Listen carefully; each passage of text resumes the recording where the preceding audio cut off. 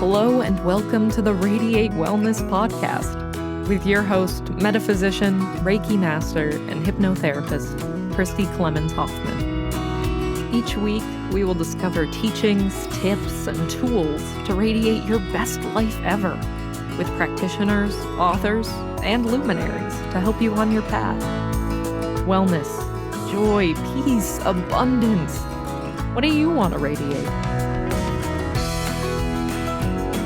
Hello and welcome back to the Radiate Wellness Podcast. Today we radiate creative wisdom with Iona Jenkins, who is an author, creative writer, and poet with an MA in education, professional diplomas in person-centered counseling from Metanoia Institute of London, clinical hypnotherapy and psychotherapy as well with the Institute of Clinical Hypnosis in London. So Iona is also the author of the brand new book, To Sing with Bards and Angels, A Journey into the Creative Heart. And creative indeed, I think, is the key word here. Welcome, Iona. Thank you so much for joining me today. Thank you, Christy. It's really good to be here. I understand this is the third podcast interview you've ever done. It is. In fact, I didn't come to technology till quite later on in life. When I was at school, calculators weren't even invented. Technology is something I've been learning bit by bit, since I was about 50. Oh my goodness. Well, good for you. You're going to be a pro before long. Uh-huh. Things are getting better, and I'm a lot more proficient than I was 10 years ago. Well, the equipment's better. Oh, yeah, exactly. The equipment is better and easier to use. Yeah. Uh-huh. So the title of your book, To Sing with Bards and Angels, has musical, poetic, and mystical associations. How did you link bards and angels? Well, bards, of course, are an old druid thing. The bards were the druid poets, artists, storytellers who used to enchant their crowds, their audiences with their tales. It was kind of magical that they would open up a doorway, raise consciousness a little bit through the legends. And also it kept the legends alive and the link to the ancestors. Angels came to me through druidry. Angels came to me through my old Catholic background, I guess, which is where I first encountered them. Always intrigued by them and wondered about them. Now, the whole thing started with this book, To Sing with Bards and Angels, in Kew Gardens, I think, in London. Kew Botanical Gardens, which is a place of conservation, where they conserve seeds, they have a seed bank, and they do the conservation to make sure that the species are there for future generations, which is an amazing thing to do. And also, it's a fantastic place. It's like it's got all sorts of different rooms. You can find giant redwoods in there. You can find a Japanese pagoda. You can find different types of birds, including peacocks and little pheasants. It's quite incredible. You can wander around there for hours. And I became a friend of Kew Gardens. I got this membership, which enabled me to go in whenever I wanted, whenever I needed green space. And I started to think about the poetry. I'd been writing poetry for years, but somehow, as soon as I linked to the green space, the poetry got thicker and faster until I was kind of filling files with it. Little notebooks, then files. But I never did anything with it because at the time I was working as a counsellor, psychotherapist, hypnotherapist. I had a full-time job and I was working evenings as well. So Kew Gardens was my weekend thing. And the poetry started there, and I got this impression that there was a druid with me. Now, I don't know why, but it felt like there was a druid telling me, that I needed to do something with this poetry and reflections that I was writing, that all this would come into being eventually, that the information would come for me to put it together. Then some Italians moved in next door. They were attached to the Italian embassy, and they were military attachés. And I became friends, really good friends with them. And eventually, when they left and went back to Rome, they invited us over. So we went to stay at their house in Lazio. And I spent the day sightseeing in Rome. I went into St. Peter's. Now, I wasn't sure about St. Peter's, and the bulk of St. Peter's is kind of very impersonal, unless you go into the Vatican Museum. But in the Vatican Museum, there was the most incredible art, and especially in the Sistine Chapel. I'm standing under all these panels on the ceiling that have been painted by Michelangelo. And, they've been restored because obviously he painted them a long time ago. The colors have been restored. And maybe it's because he was a sculptor, but it felt like the ceiling was alive and the figures were hanging off the ceiling and they were almost 3D. And I'm standing there and I'm thinking, this is incredible creativity. That the artists used to paint for religion at the time because that's what there was. Those were the people who could pay them. But I'm sure he must have been divinely inspired because it's the most incredible thing. And I'm sitting there thinking, looking at the central panel of God reaching out to Adam and thinking, wow, what a transmission of power. And it's coming through this artist's brushstrokes. Now, what is it? Now, it's not what they're telling me in church, that I'm committing sins and I have to go and to confession and I have to repent and do penance. It's something else. It's something joyful, really joyful. And then I went down into St. Peter's and saw the statue of La Pieta, and it's the carving Michelangelo made of the Madonna holding the dead Christ, and the chiseling to perfection of every little muscle, every sinew, every bone, and the expression on her face. And I'm thinking, this is a compassionate mother who cradles us right through our lives, and maybe she's there at our death and she takes us through. And it was really beautiful. And then there were lots of other angel statues besides. And then eventually I went back to Lazio on the train, and I'm sitting outside with my notebook in the afternoon sunshine. It was October, and the trees were covered in lemons in gardens. They were hanging abundant with lemons. And I sat down, I got out my notebook. The mountains were in the distance behind me. And I'm starting to think about the Vatican again and the Sistine Chapel and the angel statues and the paintings. And suddenly it was as if the nature, the lemon trees, the sunshine, the earth, the mountains mingled in with all the images I'd had during the day. And I kept thinking, this is inspiration. This is a language of angels. And I sat down, I got my notebook and I wrote a poem called The Language of Angels. And that's where it started. And I took the poem home and left it for a while. And then it wasn't until we came to Wales that I put the bards with the angels.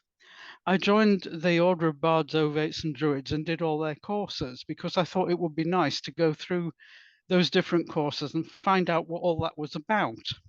So I did that and became a druid, but I'm still into the angels because it's not a religion and you don't, you can think of anything you want. You can be part of any faith you like and still do druidry. It doesn't matter because it basically connects us to the earth. It connects us to the universe. It doesn't alter your faith and it doesn't alter your imagery if you don't want it to. Right. So, yeah. So I got this together now and I'm thinking I'll do a full moon meditation. It's February and there's a beautiful moon. Now I live in a small apartment in Wales and it's on a cliff, and just below the cliff, the sea. and the sea divide, it's called the Bristol Channel, which in Welsh is Môr Hafren, and it divides England and Wales. If you go over the water 20 minutes as the crow flies, you end up in Somerset, which is in England. And that's where the King Arthur legends are situated. You know, well, they're all over the country, but there's a particular one in Glastonbury in Somerset. So that's all coming together there, and the moon shining on the water, and I start to do a meditation. And while I'm in the meditation, I get an image in my forehead of an angel, or I call it an angel. It's a very tall being, and it's kind of pearly white, same color as the moonlight. And it's got color around it. I call it he, but you know, there was a feminine quality about it as well. So maybe, you know, maybe it wasn't a he, maybe it's just an angel and it doesn't have a gender, but he decided he was all right to be he for my purposes. And I'm calling this an angel, and I can actually then, because I can see it inside me, I can actually sort of envisage it on the path of moonlight on the sea. And I'm thinking, wow, you know, this is incredible. And I get the idea in my head that the angel wants to be my creative wisdom, that I can create from a wise place by tapping into this energy that I'm getting from the moonlight, which has a feminine feel, but it also brings in information. So it's not just information, it's wise information. And I'm starting to think, well, what do I do with this? You know, it's incredible. So I pick up my pen, I think, I'll talk to it and I'll write a conversation. So I'm not actually hearing voices. What's happening is I'm thinking up a question in my mind and the answer's just dropping in and I'm writing it down. And it came out as a conversation between me and the angel on the full moon. Oh my goodness. And in this book, there are 5 such conversations. Yes. And then since then, I've written 12 more. Since I finished this book and had it published, I've written 12 more. So I'm still writing these conversations. And then around that, I started to build on experiences I'd had, places I'd been, tap into sacred places, tap into the earth, try to show how I tap into the earth, help other people to do that by giving them little exercises that they can do if they want to go out in nature and start to connect. Because once you can connect to the earth, you connect to the sky, you connect to the universe, things start to happen. You know, it's magical.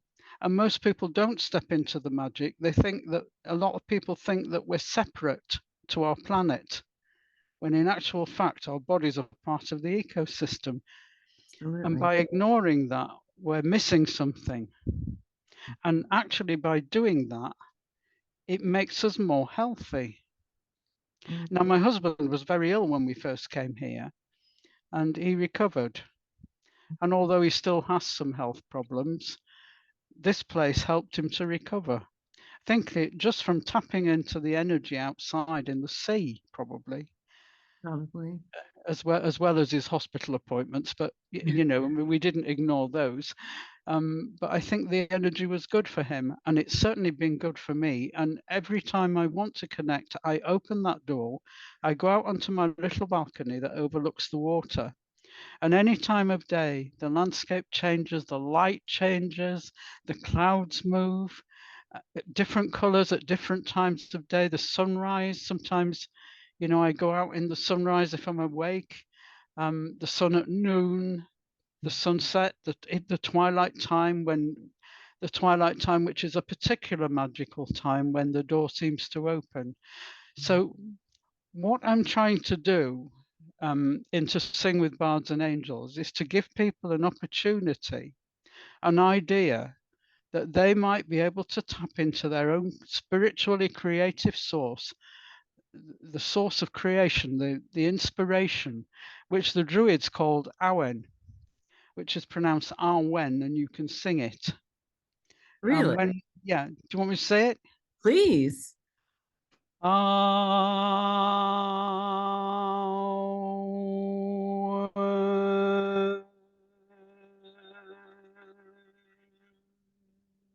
Oh my goodness. Yes, it's And a chant. Yes. if you have a group of people singing that, Oh. normally we sing it 3 times. It's quite amazing. And Mm. it translates as flowing spirit. Mhm.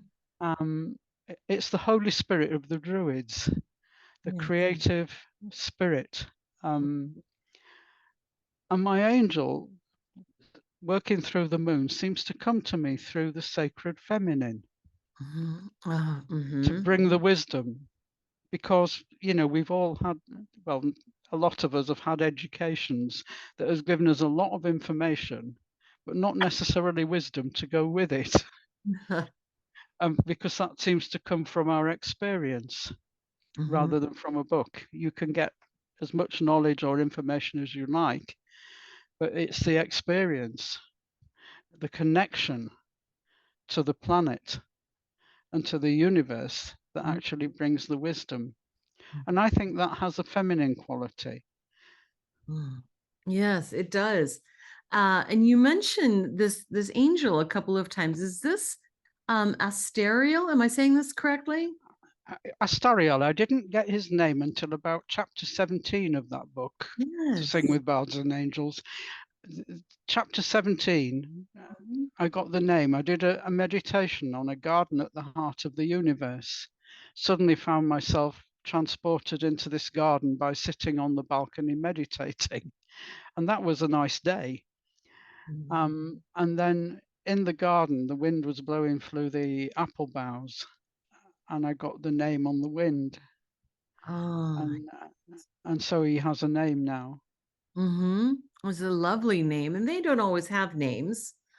He seems to be connected to the stars in some way. I haven't found out all about him yet. I'm still working with it.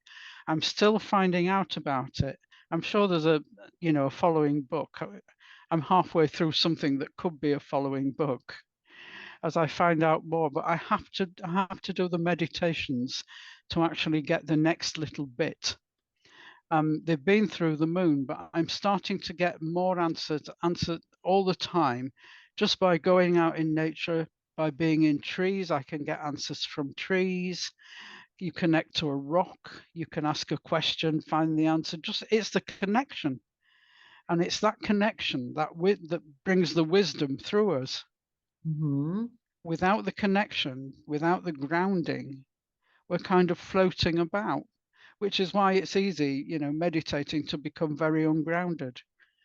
But actually, using the earth we live on, Mm-hmm. we can feel very at home on the planet and still have these amazing experiences.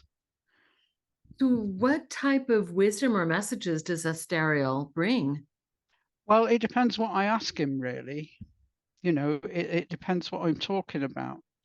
Obviously, at the moment, what I'm writing about, we've been going through a lot of problems with COVID, with the war in Ukraine, and I've been asking questions around that and sort of getting instructions to stay in a calm place.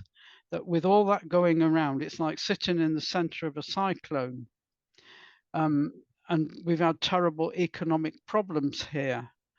It's been a nightmare, really. But to stay in the center and actually radiate wellness, if you like, Yes.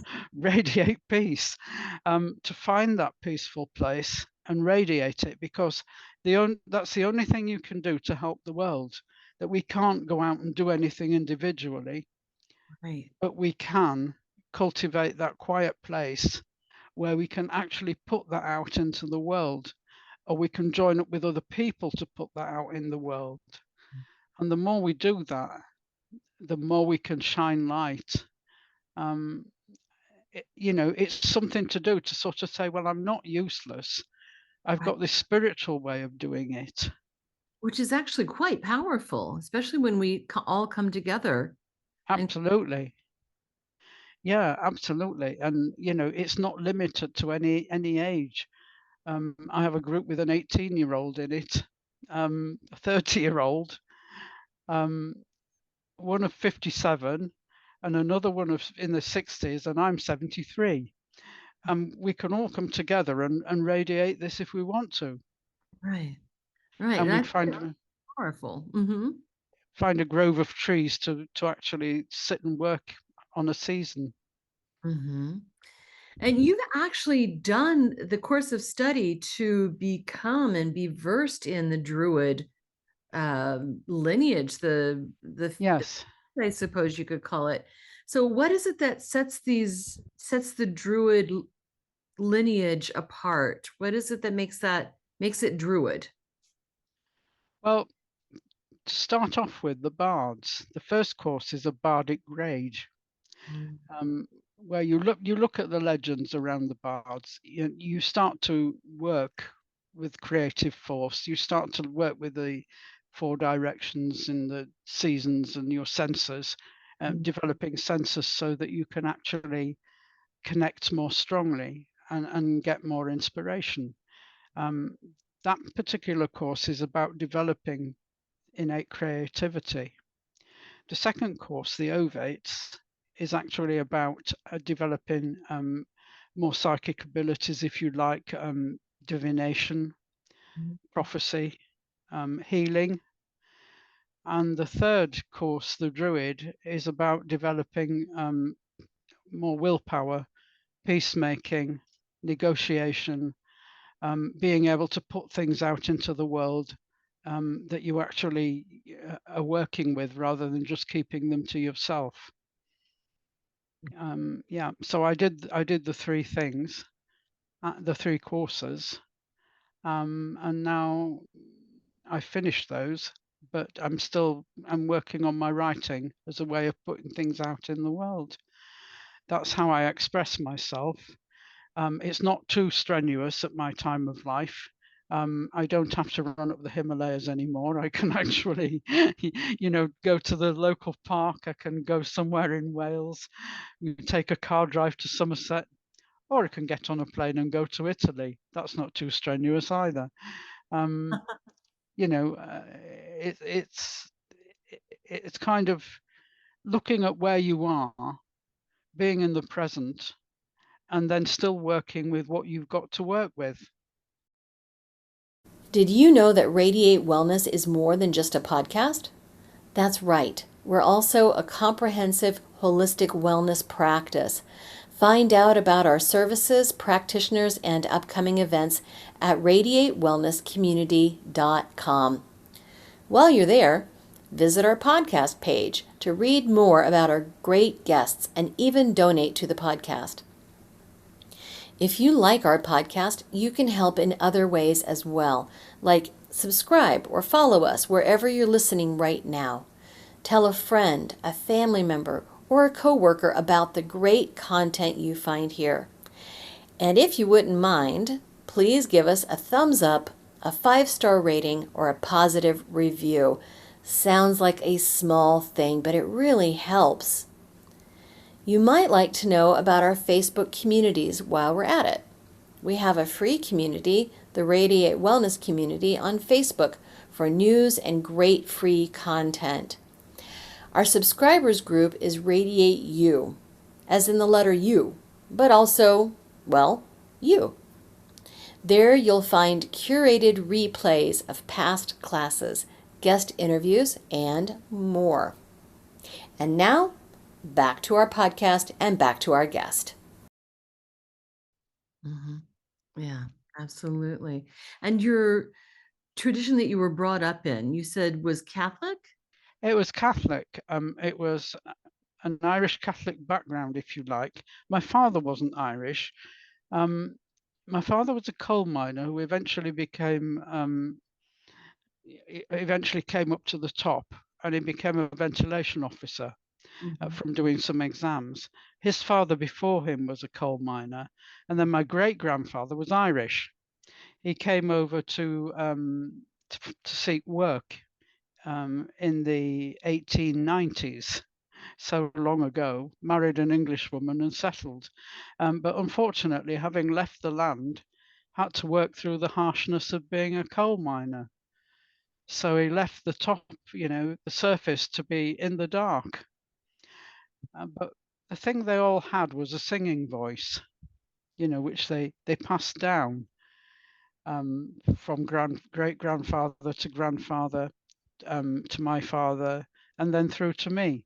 So, it still goes on. Yes. Yes. Oh my goodness. So how does a coal miner's daughter become a poet and a psychotherapist as well as a hypnotherapist? Well, we were quite lucky in my day in that I had a good primary school in a village, and being a bright child, I got to go to a grammar school at the end of it. Now, grammar schools were run by the state. There were two-tier education, which wasn't very fair. But for me, if I hadn't had that, I would never have had a higher education. So I went to a grammar school and I got the exams from there. And then I went on to teacher training college. I didn't go to a university in the initial stages because my mother thought it would be good if I became a private secretary or personal assistant at that time. So I learned shorthand and typing, and I did a course in business studies instead of doing the standard A levels. And then I worked at the Branch College of Building in the holidays. And I thought, I can't stand this. This is awful. I can't sit at this typewriter all day just typing letters. I'm going to have to do something else. And I went to my mother and I argued my case for a long time. I can't go to university now because I haven't done the right exams. So can I go to teacher training college? And eventually they said yes. So I applied to a teacher training college in County Durham. And I went there for 3 years. My college sent me to France because I was studying French. And I had 6 months in a French university, which, really upped my fluency. And I taught French for 26 years after that. First in Yorkshire, and then after a marriage breakup and a few terrible years, I actually decided I'd have to leave. A clairvoyant friend said to me, if you don't get rid of this house and go, nothing new will ever happen to you. So I sold my house and I applied for a job with a private schools agency. And I got an interview and they said to me, where do you want to go? And I said, well, anywhere really, apart from this county I'm living in. And the next thing I know, I've got an interview in a school just on the outskirts of London, with a live-in job as a house mistress, looking after the boarding house and teaching some French. Oh, So that's how I went to London. yes.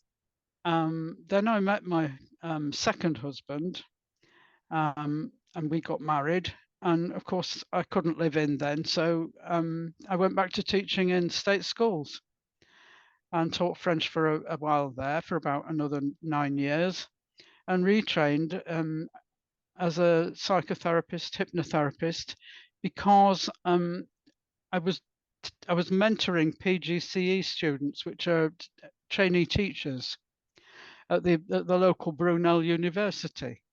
They were coming into school and I was doing the mentoring for my department.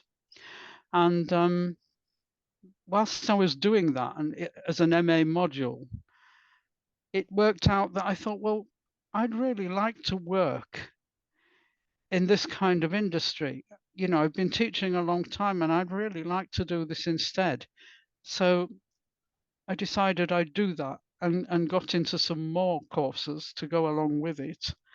And eventually became a school counsellor for 3 days a week with the Children's Society with adolescents, and developed a private practice. The hypnotherapy came from the Isle of Iona, which is also where my name came from. Oh, yes. It's in the Scottish Islands. It's in the Inner Hebrides. So I went to the Isle of Iona, and watching the sunset, I got this idea that I could heal with words in the sunset. And then I took a course in hypnotherapy and added that to my practice, which then started to really take off with the hypnosis. And so eventually I developed a 2-day practice with quite a lot of appointments in the evening as well. and 3 full days in a school with adolescents who were, in various types of crisis. And that went on for, about 13, 14 years. And then my husband became ill and he lost his work. And we decided, rather than struggle to pay the big bills in London on our house, that we would go back to Wales, where he came from. Mm. And we sold up and we moved down here. Mm-hmm. Paid off everything and moved down here and bought this flat instead. Downsized and bought this flat. And since then, we haven't looked back really. And I became a writer. I was too exhausted to start the practice again, or to start looking for jobs, because I knew I wouldn't get them over 60. And I thought, well, if I start the practice, I haven't got enough space here. I'm going to have to go rent rooms, start from the beginning again. And I thought, well, no, I've got a pension. I could actually write these books that I've been putting on hold for so many years. And that's how the whole thing started. Oh my goodness. And Wow. since then, I've been writing. My husband got better, and we've had a more relaxed life. Mm. That makes all of the difference, doesn't it? It does, yeah. All the It, difference. it's been a long road. It hasn't been an easy road, but Mhm. if it had been an easy road, I wouldn't be who I am now. Right.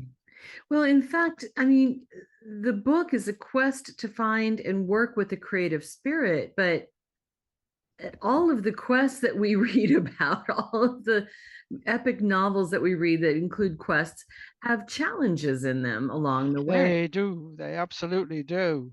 Absolutely. I mean, you don't have an epic story without its challenges. So, how did you deal with these challenges? I mean, it sounds like you had some fairly significant setbacks, but yet you carried on. How did you do that? Well, before I left Yorkshire, I was practically falling apart, Mm, sort of thinking, why did all this happen to me? What am I going to do next? I was dissatisfied with my job. What can I do? And then just help from a friend, somebody or something comes along and prompts you somehow, where she said, you've got to do something about selling this house and moving on, because nothing's going to happen. That was the first thing. That's how I overcame that challenge. And then finding a new job. And then when the big challenge came up later, of having to say, well, I can't have this anymore. What am I going to do instead? I just thought, well, my life experience tells me that when you meet the challenge, it's all right. So I met the challenge and we moved. And then during the writing of the book, we had COVID, didn't we? So we had massive lockdown. The one good thing was there was no pollution in town and you could walk around, freely, and the air was clean and it was lovely. But it was restricting because they locked all the parks, so I couldn't go into the greenery. So I had to just deal with greenery in people's gardens. mm-hmm. And I had to just connect to the town in that way. Right. Yeah, we all adjusted, didn't we? We did. Different ways to do the things that we wanted to do. Absolutely. But we just had to improvise and be creative, be creative and be flexible. Well, I thought my world's got small, but in this small world, I can still connect. The sky's still up there, the sea's still down there, and there are still things falling over garden walls that I can tune into. Yes, absolutely. It's all still there. It's just rearranged in a new and different way to us. Now, in your book,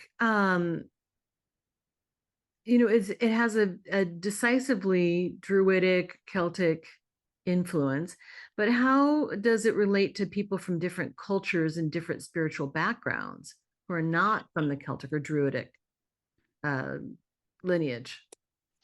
Well, I based my ethos on the ethos of Chalice Well, which is a garden, a sacred site in the town of Glastonbury in England. And the ethos of Chalice Well is one source, many paths. Mm-hmm. So we can all relate to the source, whatever path we're on. And I think it's very good for people who have been displaced to try to connect to the spirit of place. They'll still get their own image. The artwork will be different, they'll still get their own images, they'll still get their own concepts, but the land will inspire them just the same. Now, the land doesn't expect you to be a druid or to be Celtic. Right. You can just connect regardless. I Mm-hmm. have an Indian friend who's been here for over 30 years, Mm-hmm. and she has a garden in London, and she has the most incredible green fingers, and she's really connected to the land here. She actually can grow Indian marigolds alongside tomato plants and all the sort of stuff you can grow, in an English on an English vegetable farm, if you like, or vegetable garden. She can grow all that stuff, and it's abundant. She can grow Indian marigolds in profusion. I once gave her a jasmine plant, and it's now all over the fence. She's connected.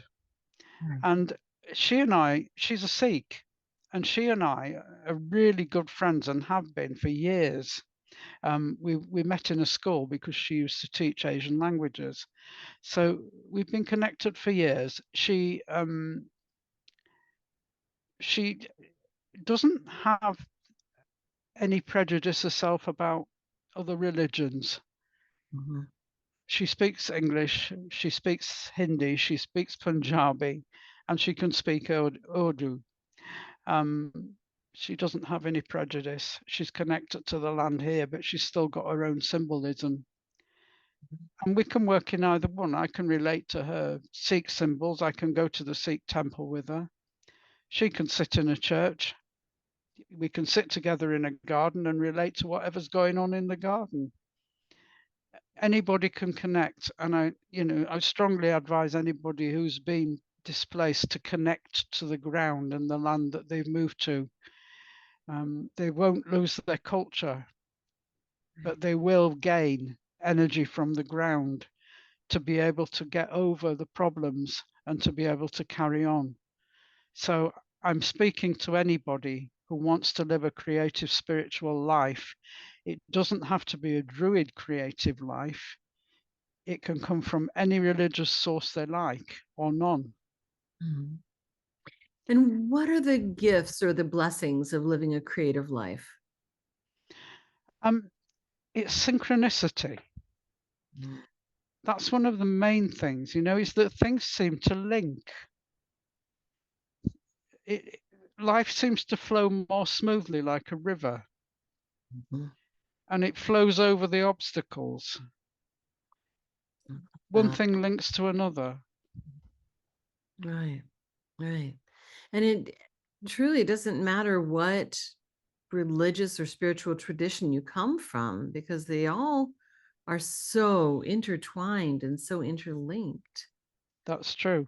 One source, many paths. One source, many paths. Yes. Now, you've written other books as well. Can you tell me about those? I've written other books, but this is the first one I've ever had published. To Sing with Bards and Angels actually got a publisher. Oh, The others are self-published. I have 2 books of poems and reflections that, some of those things I'd filed, I put into books and published on Amazon. yeah. And then I wrote 3 novels for children that are, adolescents that are quite mystical. And they do have some of the ideas I've got into Sing with Bards and Angels. But I think maybe they were a little too mystical, for any publisher. I didn't spend a lot of time trying to get them published. I just self-published them. But with this one, I thought, right, I'll have a go at a publisher, and it worked. Right. Oh, yes. The wonderful John Hunt Publishing over in England. Just That's right. Publisher. Wonderful. And it sounds like you've got another book in the works. Yes, I have. That's lovely. I've written 12 chapters, I think, which will need padding out, going with the phases of the moon. Oh, why the phases of the moon? Because that's when Astariel always seemed to be at strongest with me. Oh my goodness. That's why when the inspiration seemed the strongest. So I've written 12 Astariel full moon chapters. And now I'm going to add around that various stories and reflections and things that I come up with. Some of them are already written and some of them are not. So maybe that's going to take another 6 months to a year to actually get into the right condition. Now, Astariel, where do you feel like he's come from, and how long do you feel like he's been with you? I don't know how long he's been with me. I seem to have been looked after for a long time. However bad life has got, something has happened to bring me out of it. And when I was a child, my parents had a lot of problems. I used to go out in the fields with my dog, and I just wander the fields and the woods. And at 8 years old, kids can't do that nowadays, but then it was safe in a village then. There were no phones, but everybody seemed to know where people were. People would pass you on a path and then say to my father or mother, I saw your daughter on so and so field, or down by the canal, or down by the stream in Knowles's field. It was like everybody had a handle on it. Right. I always felt safe in nature, whatever was going on, whatever terrible thing was happening in my life, whether my parents were having problems, whether I was having a problem with other kids at school, I always felt safe. And I didn't always go on my own. Sometimes there were other kids with me, but I did enjoy the time on my own with the dog. I always have. Yeah. Yeah. Well, I've always felt that we're never truly alone because we do carry our spiritual team with us. Yeah, it feels like that. It always felt like someone was looking after me. Right. And I nowadays, I wouldn't tune into that then, but I would probably go and sit under a tree. I still do that now, but now I would consciously tune into it. Absolutely. Now you know who is with you and what's going on, and you know how to connect. Whereas Yes, we might not know, but innately we kind of know as children too that it just feels better being outside. it does. It does. And I think, kids, especially in cities, need Yes. parks and gardens. They need to go in the green.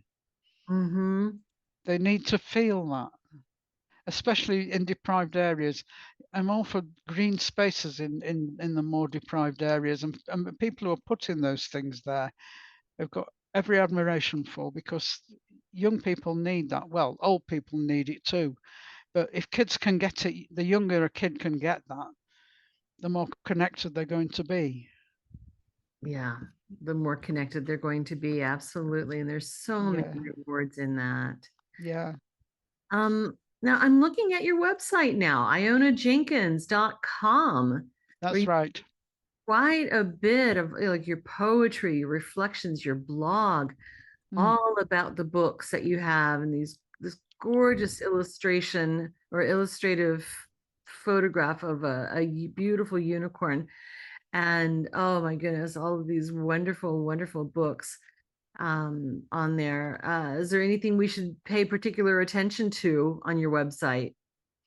The blog. Wonderful.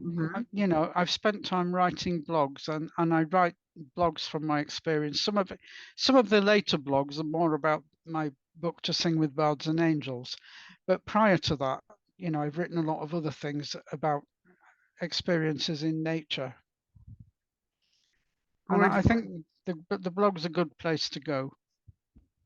Good. And you can even subscribe to the blog too, which is a nice feature. Yes, people can subscribe to the blog if they want to, and they'll get it whenever I put them out. I try to put them out monthly, but sometimes it's 6 weekly, but I do try to put them out as often as I can. Beautiful, beautiful photography on your website as well, I've got to just say. So the book again is of bards to sing with bards and angels, a journey into the creative heart from That's correct. John Hunt Publishing. Is there anything that you feel like we haven't talked about or I haven't asked that you think is important? No, I can't think of anything at the moment. I think we've pretty well covered it, Christy. I think we have. Yeah. But it's just so lovely to see you and talk with you and talk about this lovely book. It really is gorgeous and very inspirational and takes us straight into nature and our creative forces. I wish you much luck with the book. Yes, it can be bought on Amazon. It can be bought from Barnes and Noble, from John Hunt Publishing, and Yes. any good bookshop. So if anybody wants to do that. I always like to support the independent booksellers whenever possible. So there's some wonderful independent booksellers out there too. Yes, I'm sure any independent bookseller would order it for someone who wanted it. Yes, absolutely. Well, thank you again so much for joining me today. It's been I've really enjoyed it. It's been great. And maybe we can talk again sometime. Well, let me know when that next book is out. I would love to see what happens with this conversation with your angel. Yeah, I will do that, definitely. You do, yes. Wonderful. Okay, well, till then, my friend. Thank you.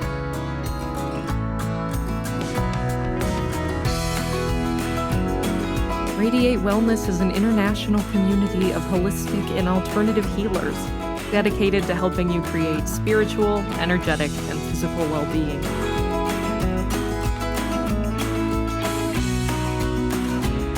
To learn more about our practitioners, services, classes, and events, or to schedule an appointment, visit us at radiatewellnesscommunity.com.